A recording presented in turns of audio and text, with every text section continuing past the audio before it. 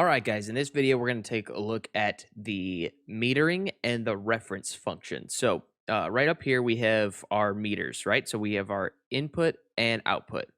So, this will be the signal coming into ozone, and this will be the signal going out of ozone. And we can adjust that with a couple of different settings. So, but before we get to that, let's take a look up right up here. We have peak, which is the highest points of your mix. This is how high they're getting, and this is the RMS, which is the average volume of your track. So usually, if you're trying to get something really crushed, like really uh, and really loud, you want those RMS levels to be up there, close to zero, and and generally don't want your peak levels going past zero because that'll result in some clipping, and we don't want clipping. Right here, we have our link buttons. So these guys will link together so we can adjust the left and right. Also, the new function is you could double click on a setting and return it back to its default setting. So right up here, we have a couple of different options. So we have just RMS, just peak, K system, single peak, momentary. These are all different types of metering that you can watch. What you can visualize while you're playing your track. But I'd recommend RMS plus peak. Those are the two main ones you need to focus on, and it'll be the most helpful for you.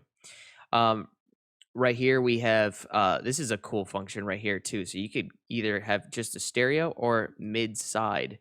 So this will give you the mid information right here. So let's play this track here. This is a track I did as a side project with one of my buddies. It hasn't come out yet, so you guys are getting a first listen to it. So check it out.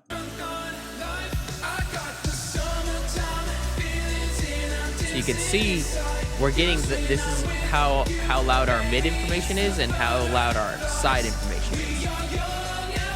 So we can switch that back to stereo, and this will just give us the gain.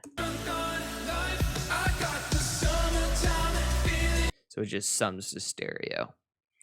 Right down here we have bypass. So this is this is really helpful if you're if you want to kind of A B, see what you're doing, making sure that you are making improvements and not just making moves for the sake of making moves.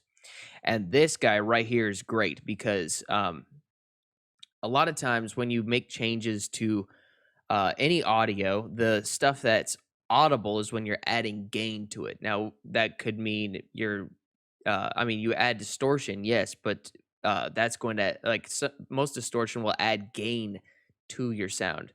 So this will take away all effects, but it will match the peak gain level from the plugins that you've added. So because a lot of times when you hit bypass and all that gain goes away, it sounds, oh, it's not as loud, it doesn't sound as good. So you can hit this gain match button right there and then hit bypass, and it'll keep the same volume so you can hear exactly what you've been doing.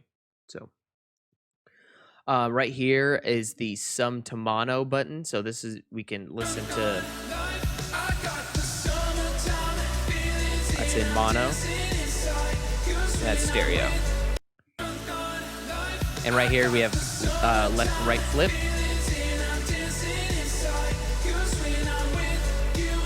Not a big difference there. This is a whole track, so the left and right information is pretty. There's nothing really panned crazy far to the left or right. And then the main point of what we were getting into today is the reference function. This is a new function in Ozone. If you have been working for Ozone for years, I guarantee you've wished that you had this function right here, and now you do. This will allow you to add in a track, any track that you want. Let's see, I got 3 references right here. I'm going to add all of them. These are all synthwave tunes. And let's see. Okay, there we go. There's 1, 2, 3. All right. So these are all different different tunes that I theoretically would want my song to sound like. So I can pick a section. So I'll pick this one right here, and let's see. Let's listen to the reference.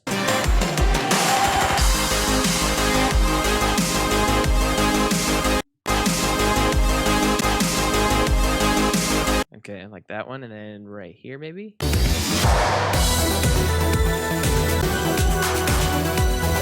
Okay, cool. So I picked these three.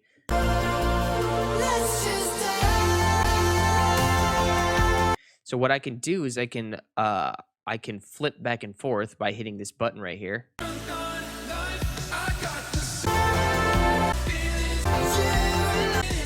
And it's giving me a readout too. As you can see right here,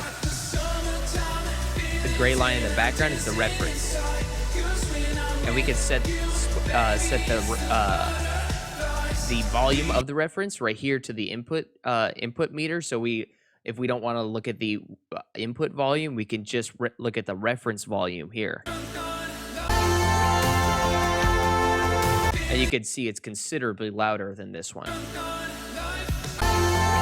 And you can hear that pretty well too.